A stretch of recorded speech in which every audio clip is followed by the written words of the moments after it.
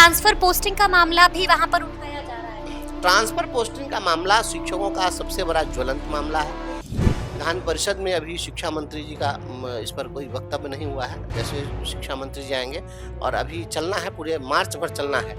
इस बार शिक्षकों का स्वैच्छिक स्थानांतरण होगा और नहीं तो इस सरकार के स्थानांतरण की पटकथा हम लोग लिखेंगे।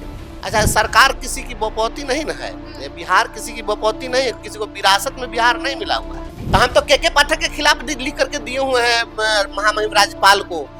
हम तो लगातार लिखते रहे इनके खिलाफ में, और जो बहाली हुई, यहाँ पर बहाली में इतनी गड़बड़ी हुई है। नमस्कार, हमारा नाम है समरीन और आपने देखना शुरू कर दिया है लाइव सिटीज।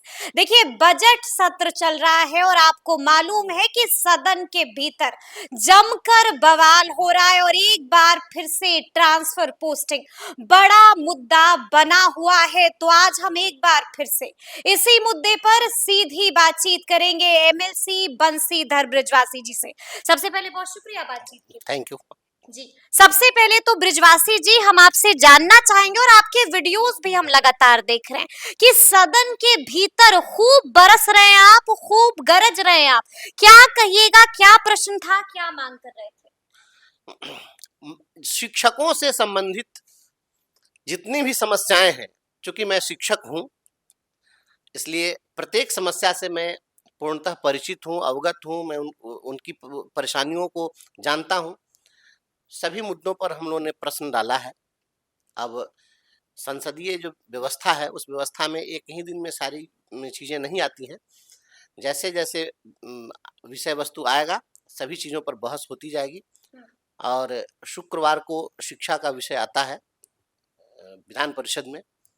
उस दिन शिक्षकों से संबंधित जो भी प्रश्न जो भी डाले गए हैं, सभी माननीय सदस्यों के द्वारा जो भी पटल पर आएंगे उन पर बात होगी और शिक्षकों की एक एक समस्या पर हम लोग बात करेंगे, एक एक समस्या। और कर भी रहे हैं। आप देखेंगे, मैं जहां भी मुझे मौका मिल रहा है मैं कोशिश कर रहा हूं कि शिक्षकों की बात, छात्रों, नौजवानों की बात, शिक्षित बेरोजगारों की बात, मैं इस पर, मैं संविदा कर्मियों, वित्त रहित गुरुजनों पर, मैं सभी पर मैं बात कर रहा हूँ। यहाँ तक कि मैं तो पत्रकारों पर भी एक सवाल लाया था और मेरा कल सवाल पटल पर था, सरकार जवाब नहीं दे सकी है। कल मेरा एक सवाल था पत्रकारों के लिए भी, तो सरकार जवाब नहीं दे सकी है। क्या था आपका सवाल? सवाल था कि पत्रकारों के लिए पेंशन योजना जो है, वह पेंशन योजना सुगम उसको किया जाए। चूंकि इन्होंने पेंशन योजना पत्रकारों के लिए बनाई, लेकिन योजना बना दी और इतनी सारी शर्तें उस पर थोप दी। उन शर्तों को पूरा करने वाले बहुत रेयर कोई पत्रकार होंगे। अब 20 साल पहले का सैलरी स्टेटमेंट मांगा जा रहा है। किस पत्रकार को सैलरी जो है 20 साल पहले 20 साल बैंक के माध्यम से मिल रहा था? तो यह कोई तरीका नहीं है।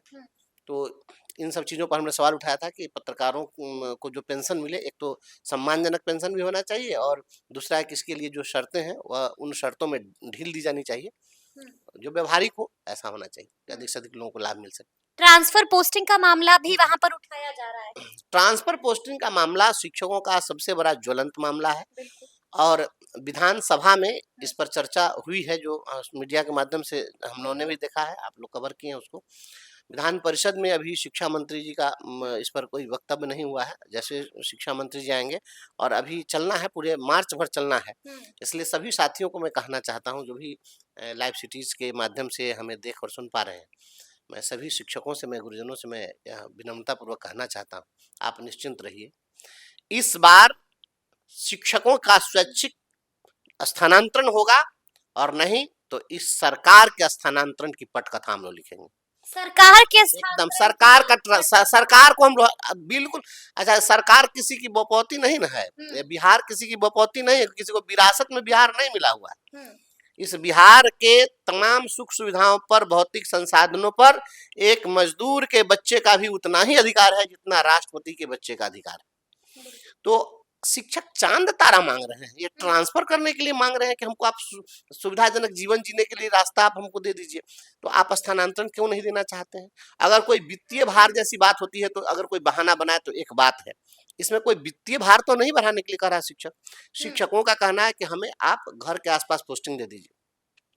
अब आप सोचिए कि घरों से जो 300 किलोमीटर दूरी पर पदस्थापित है, 400 किलोमीटर दूरी पर पदस्थापित है, कई शिक्षिकाएं फोन करके फोन पर रोने लग जा रही हैं फोन पर रोती है शिक्षिका? बहुत मन मुझे लगता है कि हर हर 1-2 दिन पर कोई ना कोई शिक्षिका कहीं न कहीं से फ़ोन करके रोने। आप सोचिए ना कि अगर कोई व्यक्ति पति-पत्नी दोनों जॉब में हो दोनों शिक्षक हो, एक बेतिया में हो और एक बांका में हो, उसके बीमार माँ-बाप हैं, उसकी कौन देखभाल करे?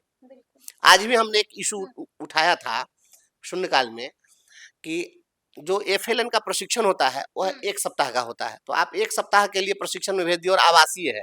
उसमें उसको हिलने-डुलने नहीं दीजिएगा, वही में कैद करके 1 सप्ताह के लिए रखिएगा, वो कैद खाना बना के रखे हुए। अब कि कोई भी ऐसी बहन है जिसके पास में दूध-मुहा बच्चा है। अब आप बताइए कि वो दूध-मुहा बच्चा को लेकर के वहाँ जा नहीं सकती है, अलाउड नहीं है। लेकर जाएगी भी तो वहाँ पर उसको वो सँभालेगा कौन? और अपने यहाँ तो हमारी जो कानून व्यवस्था है उसमें तो इतनी मानवता दिखाई गई है कि अगर कोई भी महिला अगर किसी संगीन अपराध में वह जेल चली जाती है तो उसको अगर उसका इन्फेंट उसके साथ में है, दूधमुहा बच्चा है, शिशु है, तो उसको उसके साथ रखने के लिए उसको कहा जाता है कि साथ रखना है, यह अनुमति। तो जो इस प्रकार से कैदी भी है उसके साथ वो नहीं होता है और आप शिक्षकों के साथ क्या कर रहे हैं? यह तो बाल संरक्षण आयोग का भी मामला बनता है, मानवाधिकार के हनन का भी मामला बनता है।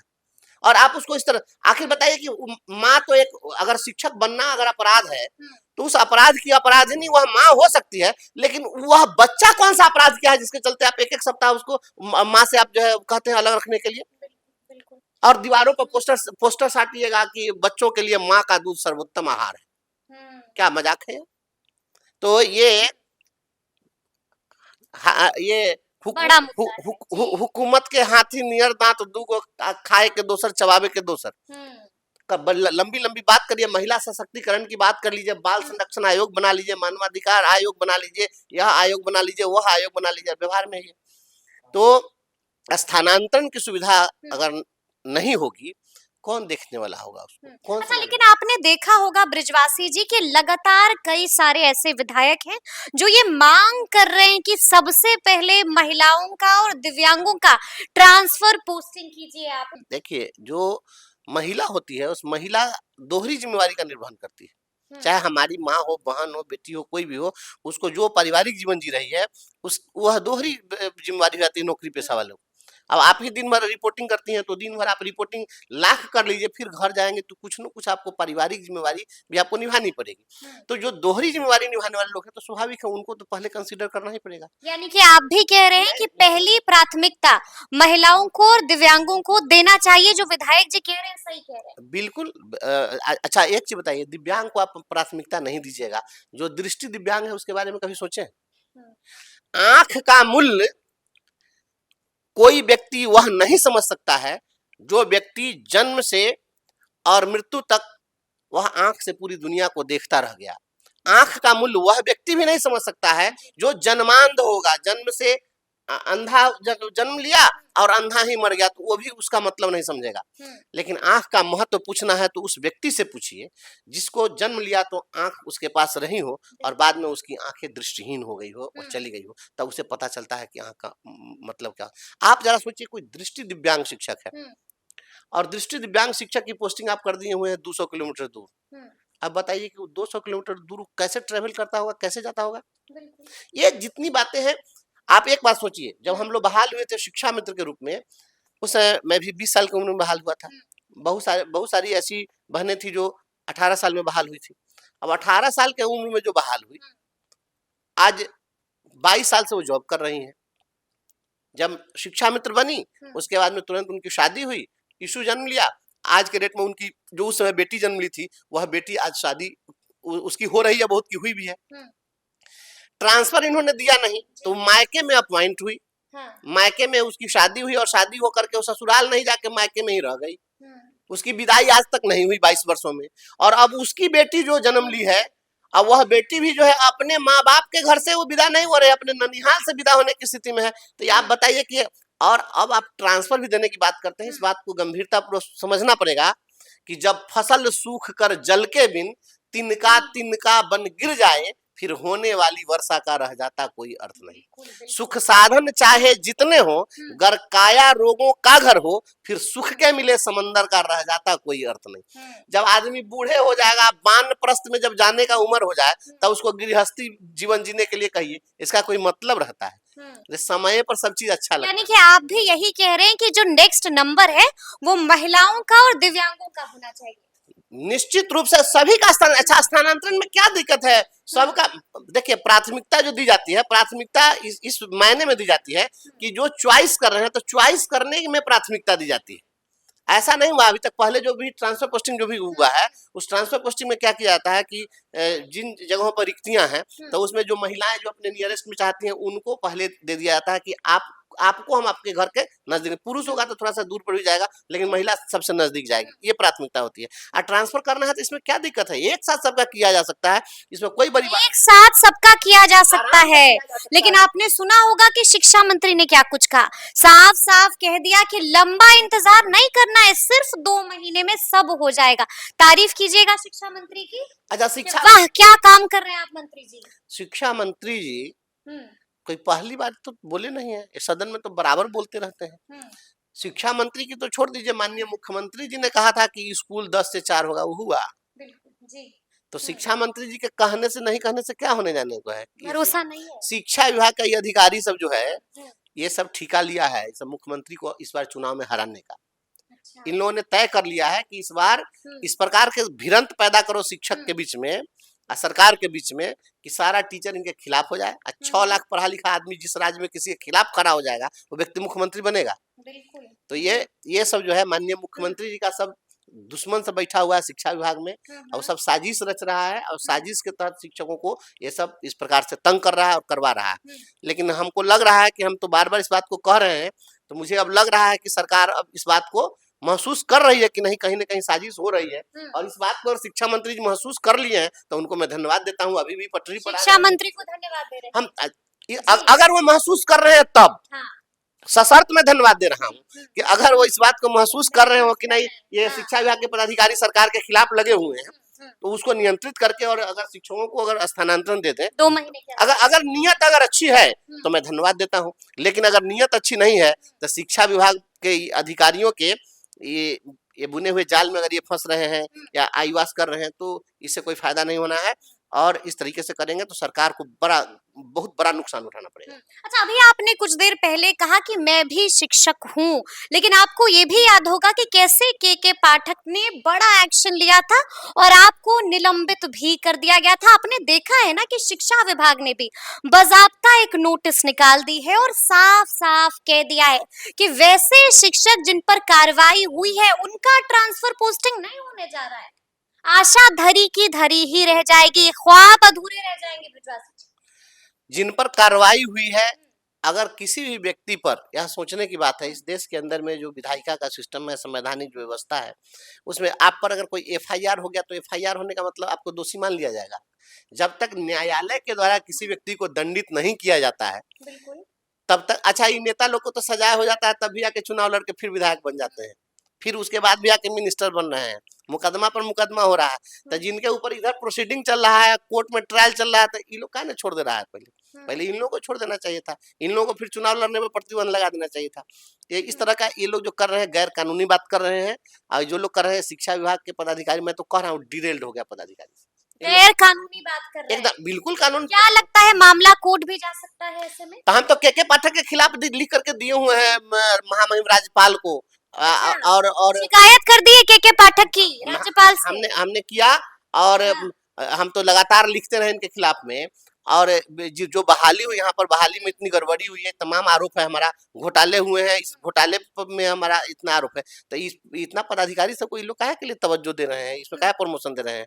जिस डीओ पर एलिगेशन था उस डीओ को प्रमोशन दिए कि नहीं दिए? काहे दिए प्रमोशन?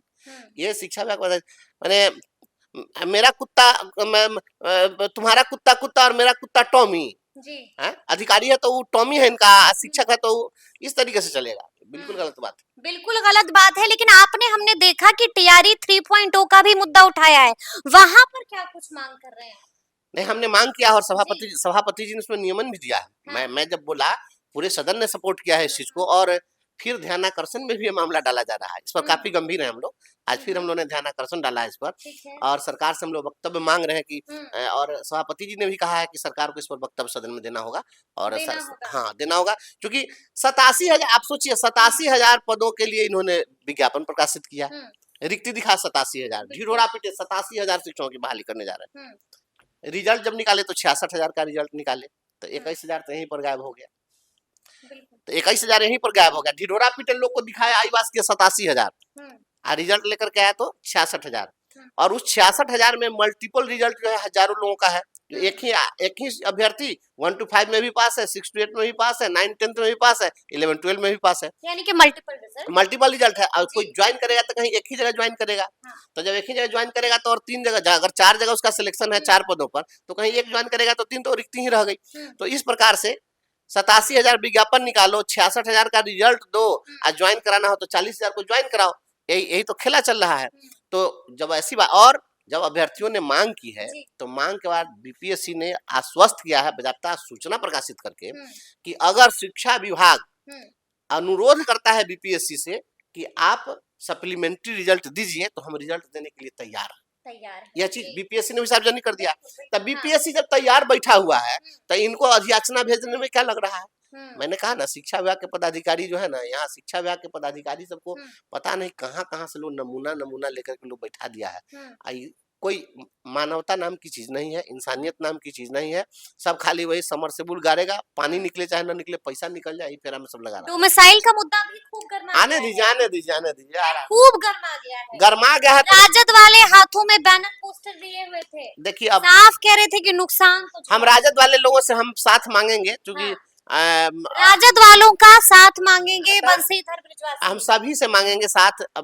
उसमें चूंकि जो लोग भी डोमिसाइल के पक्ष में हैं, तो बाहर तख्ती लेके डोमिसाइल मांगने से नहीं होगा ना। जब यहाँ पर जब व्यवस्था है विधायी प्रक्रिया में कि सदन के अंदर आप मांगे, तो बाहर रोड पर चिल्लाने से होगा नहीं। तो सदन के अंदर आइए ना, हम गैर सरकारी संकल्प लाए हुए हैं, उस संकल्प पर बहस हो जाए, उसमें वोटिंग करा दीजिए कि हाँ होना चाहिए कि नहीं होना चाहिए। वोटिंग करा दीजिए, बिल्कुल करा दीजिए, हम लाए हैं उस पर। हम बिहार के नौजवानों के लिए हम एक एक मुद्दे पर हम मजबूती से लड़ेंगे। मैं तो अभी नया हूँ, अभी तो बहुत सारे लोग तो आते हैं, तो आने के बाद पहले देखते हैं, सीखते हैं, समझते हैं।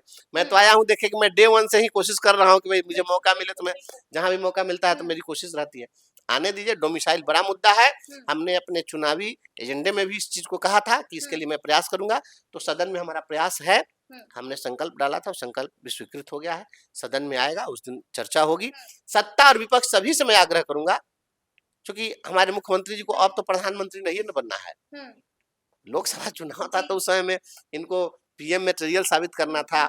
हम लोग को भी बहुत खुशी थी कि हमारे मुख्यमंत्री जी प्रधानमंत्री बन जाते, तो इससे और अच्छी बात क्या होती। अभी तक बिहार का एक भी व्यक्ति पीएम नहीं बना, तो पहली बार हम लोग भी सपना देख रहे थे कि हमारे मुख्यमंत्री जी बन जाएंगे, बिहार के लोगों का सीना ऊंचा हो जाएगा। तो हम लोग तो चाह रहे थे कि बने, तो इसी के लिए उस समय में रास्ता खोल दिया गया। बिहार जो है, जिस चीज के लिए जाना जाता था पहले, इसका नाम ही बिहार था, तो बिहार का रास्ता इन्होंने खोल दिया। क्या सब लोग, पूरा इंडिया का लोग बिहार में बिहार करो, तो रास्ता खोल दिया। लेकिन अब तो उस समय में तो इनको कैंडिडेट भी नहीं बनाया सब, तो वो तो फिर तो सब गड़बड़ हो गया ना। बिहार का नाम त्याग भी किया, हमको कुछ मिला भी नहीं। तो आप तो कम से कम रास्ता बंद कर दीजिए। अब तो फिर अब तो डोमिसाइल लागू कर दीजिए। इस बात के लिए हम लड़ेंगे।